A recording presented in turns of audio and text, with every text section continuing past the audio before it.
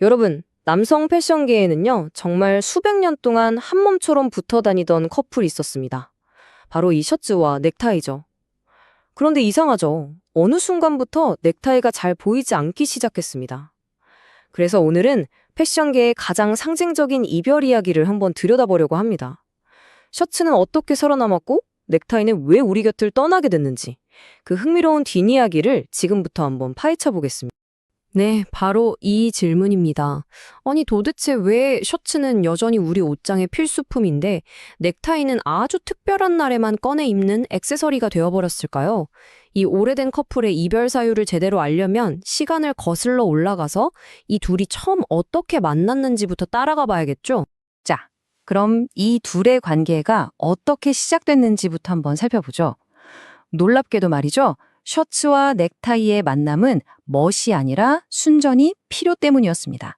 아주 실용적인 기능에서부터 시작된 관계였던 거죠. 먼저 셔츠의 여정부터 한번 볼까요? 이게 처음에는 위생을 위한 속옷으로 시작했어요. 그러다가 르네상스 시대에는 화려한 장식을 더해서 부와 신분을 과시하는 상징이 됐고요.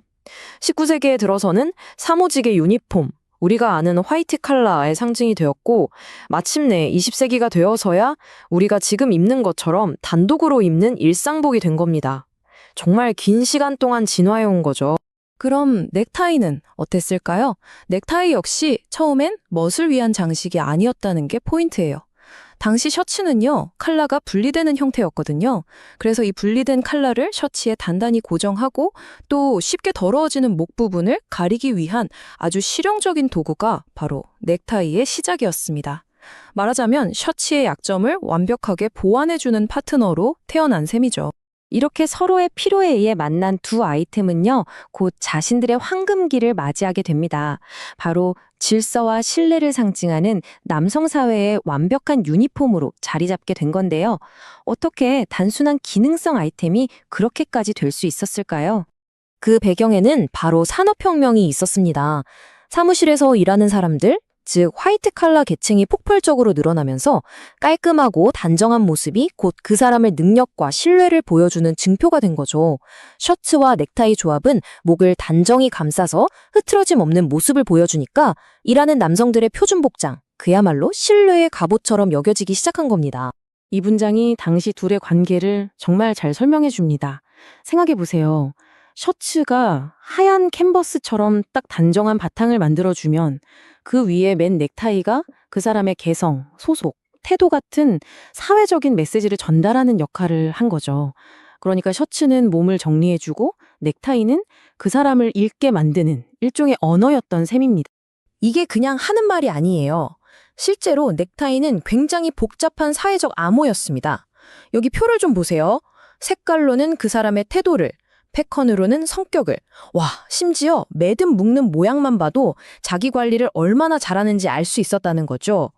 넥타이를 낸다는 건 단순히 옷을 입는 걸 넘어서 사회에 자신을 표현하는 아주 중요한 방식이었던 겁니다. 자, 여기가 결정적인 지점입니다. 아니, 이렇게 완벽해 보였던 커플이 도대체 왜 헤어지게 된 걸까요? 그 이유는요, 바로 둘의 본질적인 차이, 구조와 상징이라는 이 차이 때문이었습니다.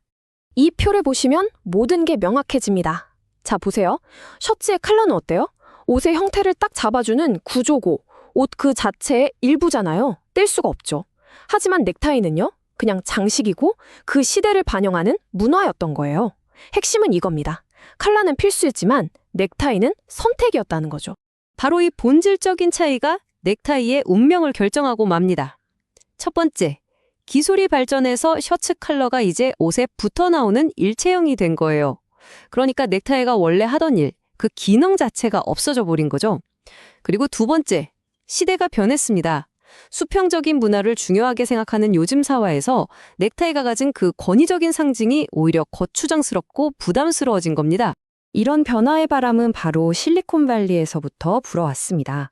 스티브 잡스 같은 사람들이 넥타이 없이도 세상을 바꾸는 걸 보여주니까 사람들이 깨닫기 시작한 거예요. 아, 능력과 복장은 아무 상관이 없구나 하고요. 넥타이가 상징하던 권위의 시대가 서서히 저물기 시작한 거죠. 자, 그럼 넥타이와 헤어진 셔츠는 어떻게 됐을까요? 어떻게 멋지게 홀로서기에 성공했을까요? 오늘날 이 둘이 각자 어떤 모습으로 우리 옷장에 남아있는지 한번 살펴보겠습니다. 정말 재밌는 건요, 넥타이가 하던 역할을 이제 셔츠 컬러가 대신하고 있다는 거예요. 여기 좀 보세요. 안정감을 주는 버튼다운 컬러부터 자신감을 드러내는 와일드 컬러, 여유로워 보이는 오픈 컬러까지. 이제 셔츠 혼자서도 이 컬러의 미묘한 모양만으로도 충분히 다양한 메시지를 전달하고 있는 거죠. 물론 그렇다고 넥타이가 완전히 사라진 건 아닙니다. 다만 역할이 바뀐 거죠. 이제는 매일 해야 하는 의무가 아니라 결혼식이나 아주 중요한 회의처럼 특별한 상황에서 내가 이 자리를 이만큼 중요하게 생각하고 존중합니다. 라는 메시지를 전달하는 아주 의식적인 선택의 도구가 된 겁니다. 결국 이 모든 이야기를 딱 한 문장으로 정리하면 이렇습니다. 컬러는 옷의 본질, 즉 구조였고요. 넥타이는 시대를 보여주는 상징이었습니다. 시대가 아무리 바뀌어도 필수적인 구조는 살아남지만 한 시대를 풍미했던 상징은 결국 그 시대와 함께 물러나거나 변하게 되는 거죠. 셔츠와 넥타이의 이야기가 그냥 옷 얘기 같지만 사실 우리 삶 전체에 대한 이야기이기도 해요. 우리 주변에는 수많은 구조와 상징이 있으니까요. 자, 그래서 마지막으로 여러분께 질문 하나 던져볼까 합니다. 여러분의 옷장, 그리고 여러분의 삶 속에서 다음으로 사라지게 될 시대의 상징은 과연 무엇일까요?